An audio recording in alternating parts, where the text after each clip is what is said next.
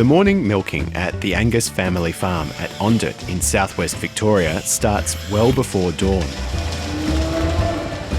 By sunrise, Dale Angus and his co-worker have finished milking.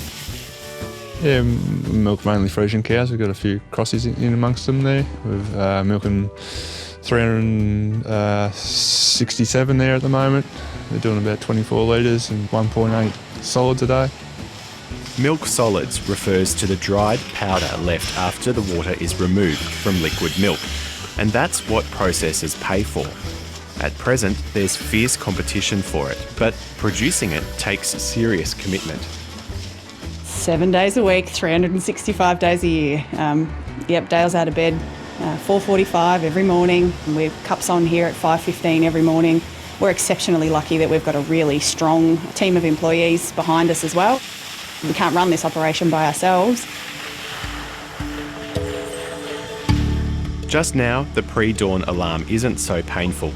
Milk is in short supply, and that's bringing record prices for dairy farmers. They're getting paid around $10. So what's causing it? Longer term, we have seen that flat or declining Australian milk pool, and so the milk pool here in Australia is quite constrained. There's not a lot of milk available. But at the same time, in the last year or two, we've seen the same thing happening on a global scale.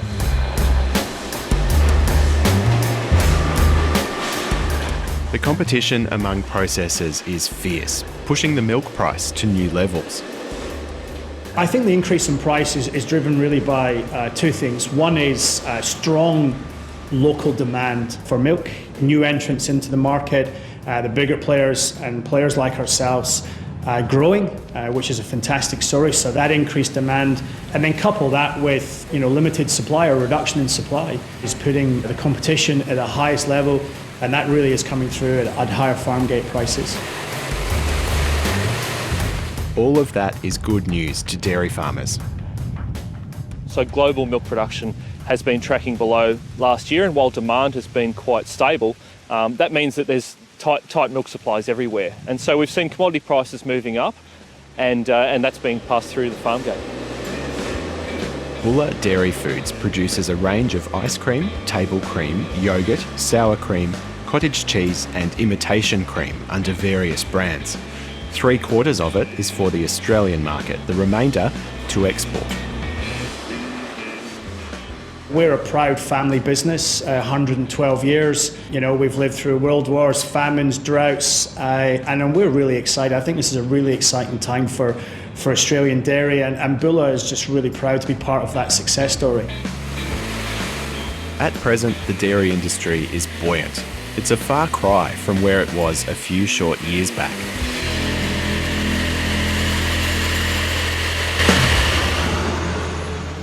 On April the 27th, 2016, Murray Goulburn, then Australia's largest milk processor, announced it was immediately and retrospectively reducing its milk prices.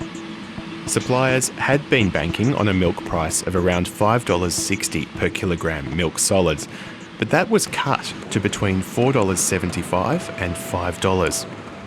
Suddenly, farming businesses across southern Australia found themselves in debt to the co-op.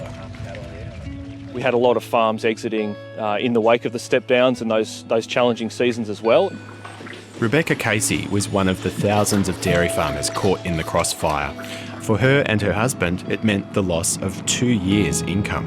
And to have corporate come in and put us in this position is just absolutely gut-wrenching.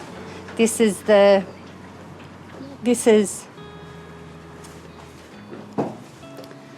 is our family stuff.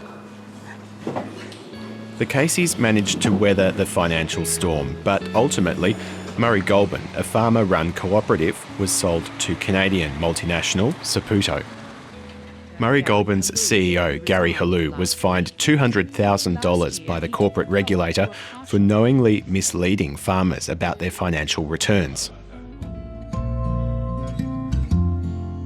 At present, the Caseys farm, a stone's throw from the seaside town of Inverloch in eastern Victoria, is enjoying a good season. So these are our autumn calvers. So these ones range from 12 weeks to 22 weeks of age. They've only just recently been weaned. Rebecca Casey has been dairying for 16 years. She and husband Glenn have been at this property for 10. It's been really interesting. We've had some really big highs and we've had a couple of lows, but we've managed to get through. And kind of extremes on each side. There's been really good times and then some really grueling times. Yeah, but I think history of dairy tells you that that's what dairy's all about. This property for 10 Rebecca says it was a very hard lesson, but a beneficial one. I have moved further away from the actual dairy farming. I still milk twice a day and I still rear calves, but I'm definitely more across the business side of it than I was prior to 2016. At a quick glance, milk prices have roughly doubled since Murray Goulburn's 2016 cut, but that doesn't mean their business is doing twice as well. Rebecca has crunched the numbers. I was looking back at our historical figures, and this time 5 years ago we were paying about $360 for fertiliser. We're up to $1,390 for fertiliser. Grain's also increased by over 30%. Electricity's increased, labour's increased.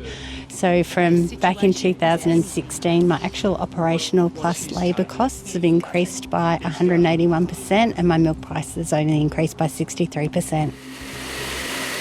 Buller says it has cost pressures all the way along its production chain. We recognise that farm costs are high as well, and whilst you have a higher farm gate price, the input costs are high as well. And what that means for us equally is, our costs have gone up, but it's not just dairy. It's all across all categories, all product types. The cost base has increased, and it's up to us now to kind of work with our customers about how we can pass these increases through. So what does this mean for consumers? With family finances increasingly coming under pressure, analysts say they tend to buy cheaper products from the dairy cabinet at the supermarket. That means there's less money flowing back to processors and in turn less available for dairy farmers.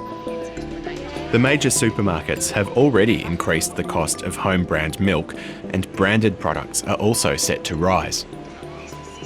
The prices that we're at just now, we have to put these increases through to our customers, and that's what we're working with. But I think if the industry works in partnership with our customers, it is going to impact consumers. You will be paying more on shelf for your dairy products, but if we can do that in a sustainable way, then I actually think that everyone can benefit from it.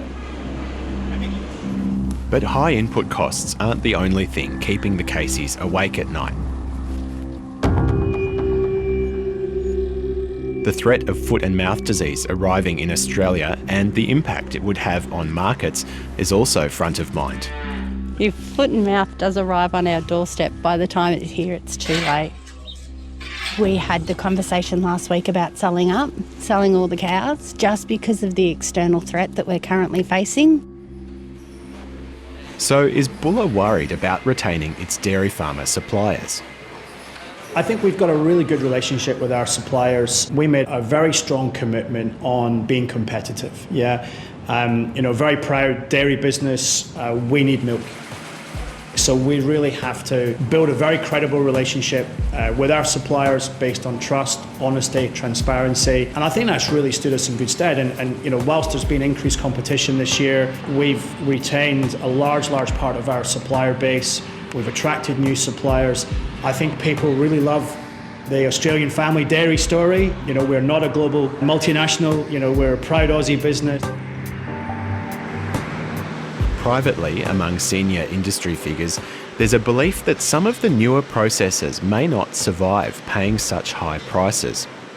Ultimately, Australia is a small player on the world stage, and if there is a marked increase in global dairy production, prices are sure to fall. So if we see a really strong New Zealand season in the spring, if we see large volumes coming out of Europe and the US, which we're not seeing at the moment, that's what starts to really upset the apple cart. And so far we haven't seen those indications yet. but analysts say it's inevitable. The chances are when things turn, we will see a deep correction. At present, the Angus family and dairy communities more broadly are enjoying the change in fortunes. Oh, I think there's definitely positive mood around. You talk to the young people around and they're positive about it. We went into it because we love it, and I guess the money, you wouldn't do it if it was zero money in it, I guess. You've got to make money at the end of the day, but we do it because we love it. We love the lifestyle, we love what it gives to our family, our children growing up on the land. The money is just an added bonus, I guess. So we would have done it anyway. We're really happy, obviously, that it has picked up and it continues to perform really strong, and we're really hopeful for our future in dairying.